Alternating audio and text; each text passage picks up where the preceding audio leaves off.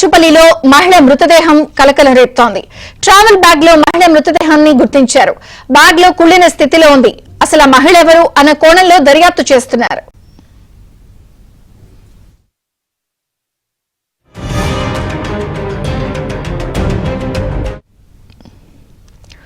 ఇక హైదరాబాద్ బాచుపల్లిలో ఒక travel bag లో మహిళ మృతదేహాన్ని గుర్తించారు.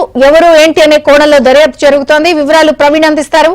ప్రవీణ్, బాచుపల్లి పోలీస్ స్టేషన్ లో ఒక మహిళ యొక్క మృతదేహాన్ని అయితే మాత్రం గుర్తించడం జరిగింది. అయితే విజయ్ దుర్గ ఓనర్స్ అసోసియేషన్ కాలనీలో నిర్మానుష్యమైనటువంటి ప్రాంతంలో అక్కడ సూట్ కేసులో మహిళ మృతదేహాన్ని పెట్టి అక్కడ వదిలి వెళ్లడం జరిగింది. దీంతో ఆ బ్యాగ్ నుంచి దుర్వాసన రావడంతో, ఆ సూట్ కేసు నుంచి దుర్వాసన రావడంతో స్థానికులు పోలీసులకు సమాచారం ఇవ్వడం జరిగింది.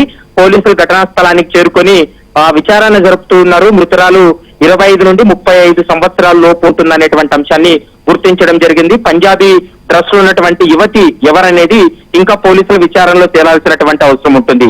అయితే దాదాపు 3 నుంచి 4 రోజులు ముందు ఆ యువతిని చంపిన తర్వాత ఒక ప్లాన్ ప్రకారమే అక్కడ నిర్మానుష్యమైనటువంటి ప్రదేశంలో పడేశారనేటువంటి అంశాన్ని గుర్తించినప్పటికీ కూడా అక్కడ ఉన్నటువంటి సీసీ కెమెరాల ఫుటేజ్ అంతా కూడా పూర్తి స్థాయిలో పరిశీలిస్తున్నారు. బాలనగర్ జోన్ డీసీపీ సురేష్ కుమార్ ఆధ్వర్యంలో ఈ యొక్క పోలీసుల విచారణ కొనసాగుతుంది. ఇక మృతురాలను ఇప్పటికే పోస్ట్ మార్టం నిమిత్తం గాంధీ హాస్పిటల్ తరలించడం జరిగింది.